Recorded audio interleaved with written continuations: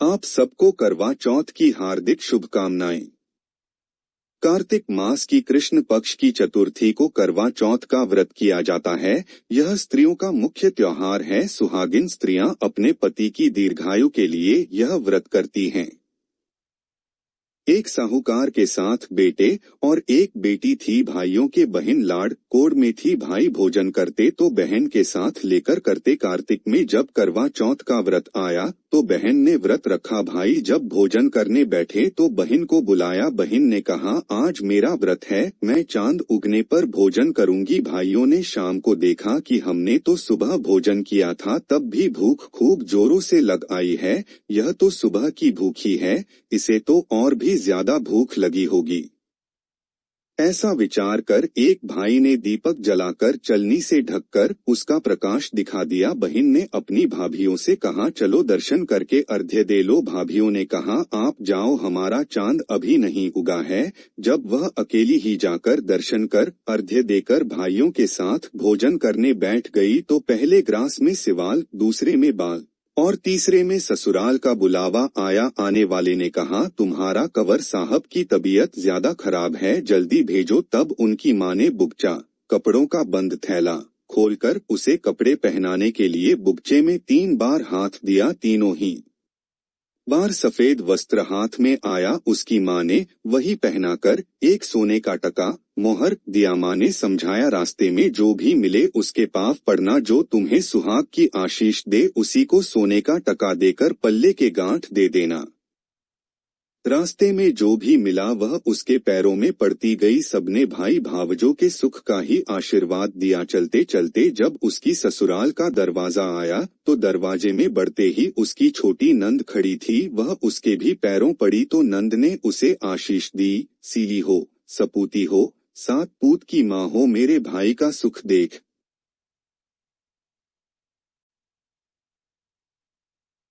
ऐसा सुनते ही भावज ने उसे झट सोने का टका दे दिया। वह भीतर गई तो सास ने पीढ़ा नहीं दिया और रोकर बोली, मरा पड़ा है। बेचारी देखकर रोने लगी। लोगों ने समझाया बुझाया और उसके क्रियाकर्म की तैयारी करने लगे, पर उसने इन सब को रोक दिया। उसकी सास ने कहा, क्या मरा सवेगी?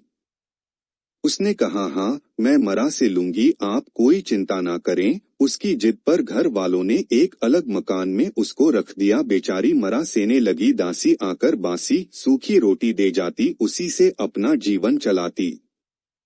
मंगसिर मास की चौथ आई। बोली करवा ले भाई प्यारी करवा ले, दिन में चांद उगानी करवा ले, घनी भुखाली करवा ले। वह बोली, माता मैंने नियम बिगाड़ा तो आप सुधारोगी, मुझे मेरा सुहाग देना पड़ेगा। चौथ माता बोली, मेरे से बड़ी पौह की चौथ है, उससे अरज करना। पोष की चौथ आई। उसने कहा, मेरे से बड़ी माघ की आएगी। इसी तरह अपनी से अगली अगली बताती गई और आखिर आसोच की चौथ आई। उसने कहा, बाई तेरे पर कार्तिक की चौथ नाराज है, उसने ही तेरा सुहाग लिया है, वहीं वापस देगी तू, उसके पैर पकड़ लेना। आई कार्तिक की चौथ आई। उसने गुस्से से भर कर कहा, भरत भांडनी करवा ले, भाई प्यारी करवा ले, दिन में चांद उगानी करवा ले, घनी भुखाली करवा ले।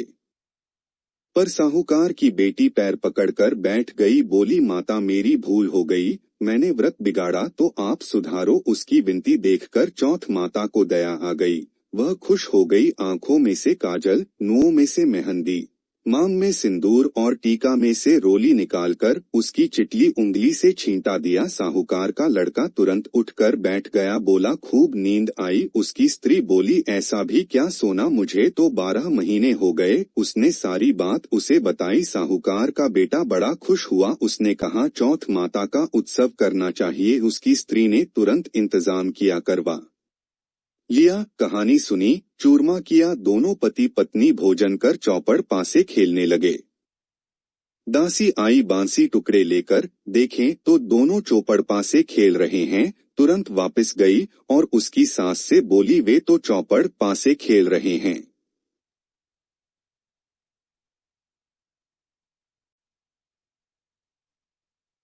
ऐसा सुनते ही भावज ने उसे झट सोने का टका दे दिया। वह भीतर गई तो सास ने पीढ़ा नहीं दिया और रोकर बोली मरा पड़ा है। बेचारी देखकर रोने लगी। लोगों ने समझाया बुझाया और उसके क्रियाकर्म की तैयारी करने लगे, पर उसने इन सब को रोक दिया। उसकी सास ने कहा, क्या मरा सवेगी?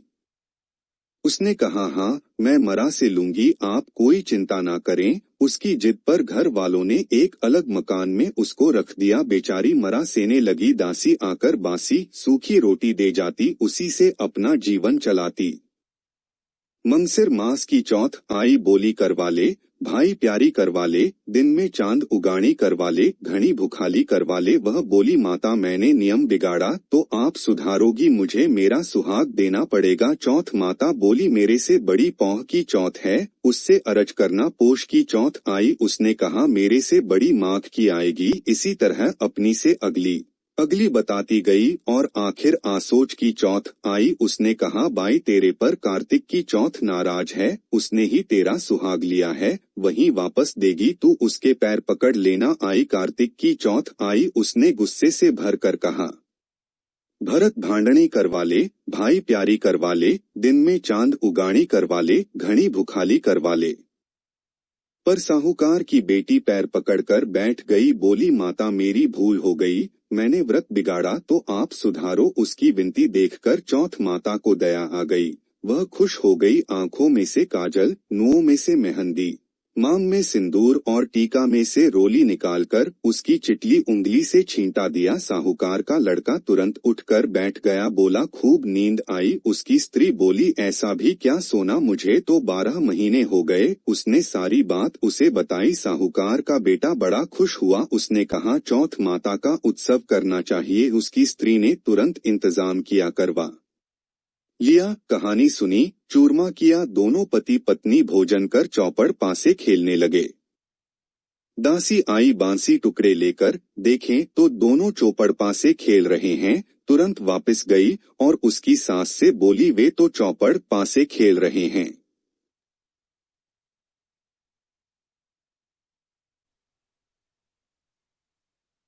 साहूकार की स्त्री को विश्वास नहीं आया, झट ऊपर गई और देखकर खुश हो गई। पूछा, यह क्या बात है?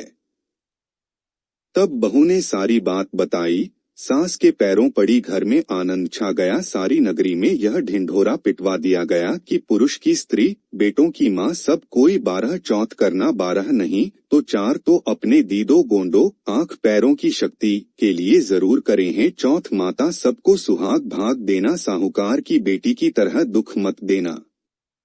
आप सबको करवा चौथ की हार्दिक शुभकामनाएं।